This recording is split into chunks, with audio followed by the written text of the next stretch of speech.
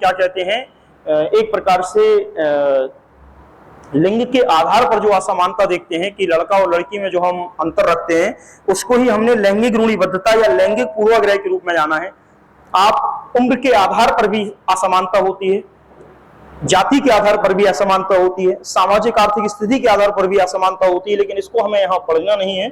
ये पढ़ेंगे हम समावेशी कक्षा में, जब समावेशी पढ़ेंगे तब इसको पढ़ लेंगे।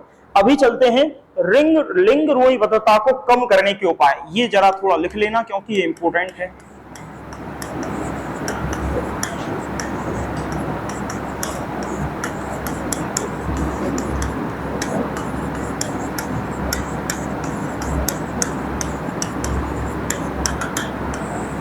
चलिए समझते हैं सर जरा लिंग रूढ़िबद्धता को कम करने के उपाय क्या हैं। पहला,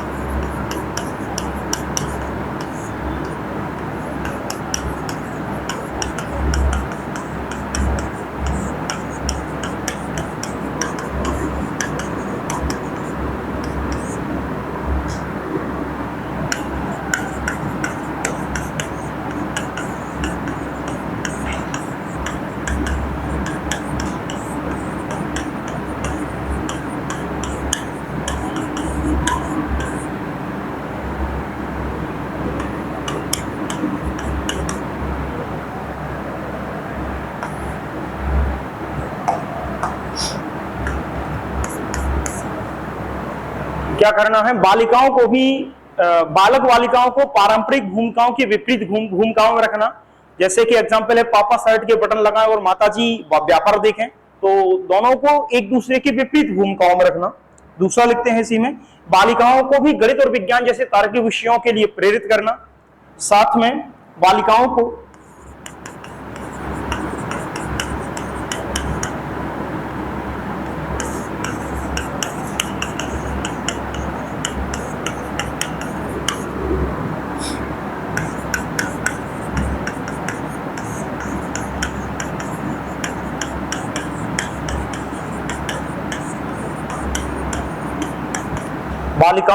शिक्षा एवं रोजगार के लिए तैयार करना।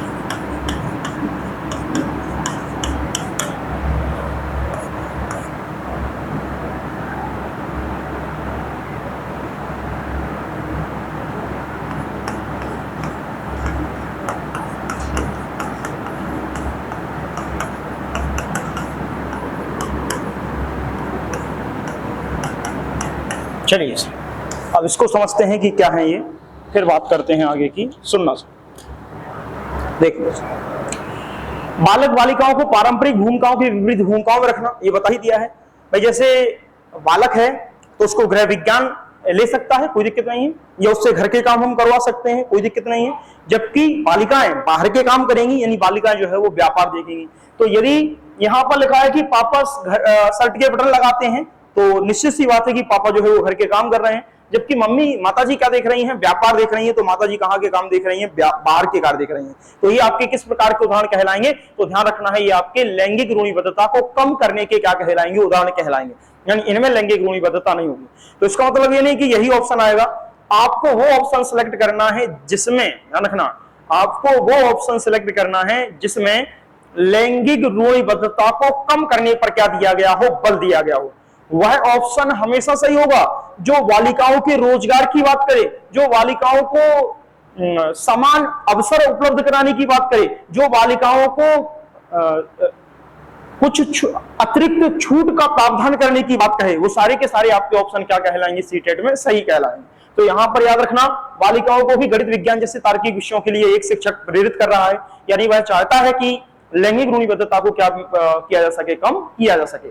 क्योंकि ऐसी अवधारणा बना रखी है कि भैया गणित जो है वो लड़कों का विषय है और लड़कियां गणित नहीं पढ़ती है। तो बालिकाएं खुद ही, चूंकि चारों तरफ से जब समाज के द्वारा ये अवधारणा बना दी जाती है कि गणित बालकों का विषय है और बालिकाएं गणित नहीं पढ़ती हैं, तो बालिकाएं भी आगे जाके अपने आप खुद स्वतः ही इच्छा भी होगी थोड़ी बहुत गणित पढ़ने की, तो भी खुद से इच्छा खुद यही करेंगे, अरे गणित तो लड़कों का विषय है और हम तो गृह विज्ञान ले लेंगे, गृह विज्ञान लड़कियां ही लेती हैं, हमारी दीदी ने ली थी, तो बड़ी दीदी ने ली थी, छोटी दीदी, तो हम भी गृह विज्ञान लेंगे। तो ऐसे कथन, यानी कि एक शिक्षक जो है बालिकाओं को गणित विज्ञान जैसे तार्किक विषयों के लिए प्रेरित करके लैंगिक रूढ़िबद्धता को कम कर सकता है।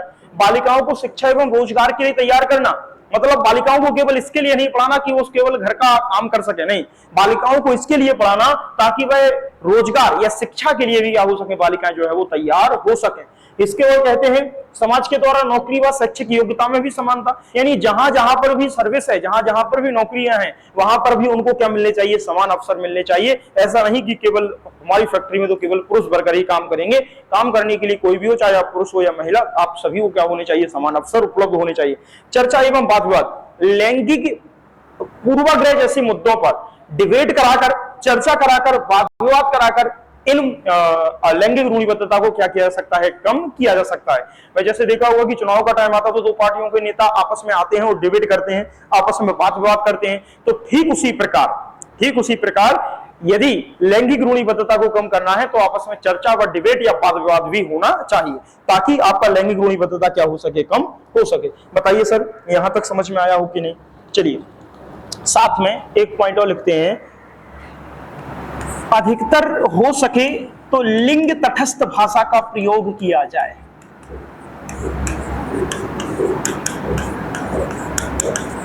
यह भी लैंगिक रूढ़िबद्धता को कम करने का एक उपाय है, इसको वहां से यहां जोड़ देना, लिंग तटस्थ भाषा का प्रयोग करना चाहिए।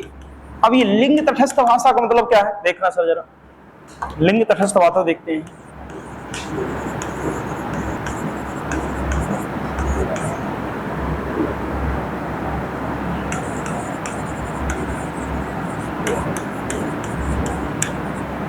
ध्यान रखना है, कैमरा मैन की जगह क्या होना चाहिए, कैमरा पर्सन।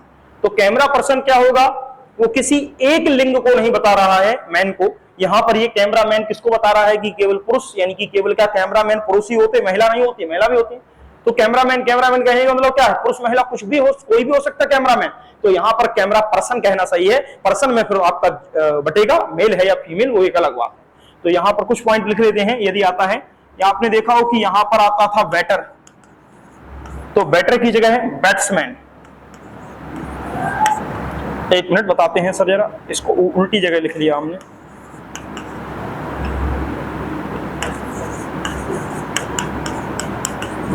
देखा होगा पहले ये शब्द लिखा आता था कि बैट्समैन आ गए हैं, बैट्समैन की जगह क्या होना चाहिए, बैटर।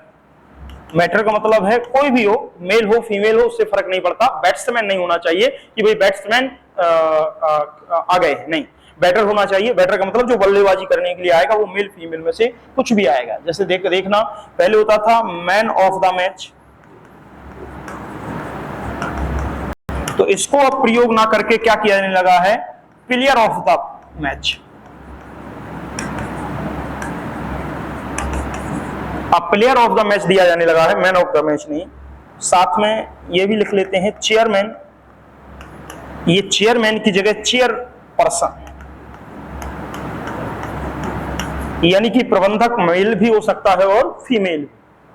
चलिए एक आध और लिख लेते हैं, वैसे यही ठीक है, काफी है, ठीक है ना। चलिए तो ध्यान रखना है कि लिंग तटस्थ भाषा का हमेशा प्रयोग हो। लिंग तटस्थ भाषा का मतलब यही है कि आपको किसी एक उस पर वो जोर नहीं देना, केवल batsman, cameraman, man of the match या चेयरमैन, केवल एक से मतलब नहीं है हमें, मतलब केवल किससे है, कैमरा पर्सन कुछ भी हो सकता, बैटर कोई भी हो सकता, player of the match male female कोई भी हो सकती, और चेयर पर्सन कोई भी हो सकता। बात समझ गए। तो आपको ऐसी भाषा का प्रयोग करना है। वो भाषा कैसी होनी चाहिए, लिंग तटस्थ होनी चाहिए, जो किसी एक पक्ष की ओर क्या ना दिखाती हो, झुकाव ना दिखाती हो।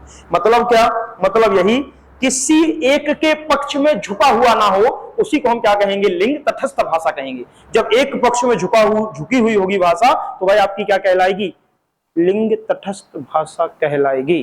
ठीक है सर, एक मिनट।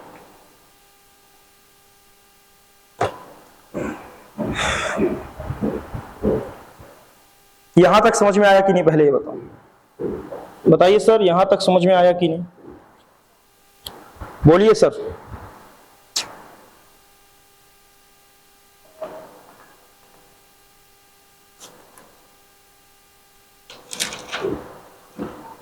बताइए सर, यहां तक समझ में आया कि नहीं।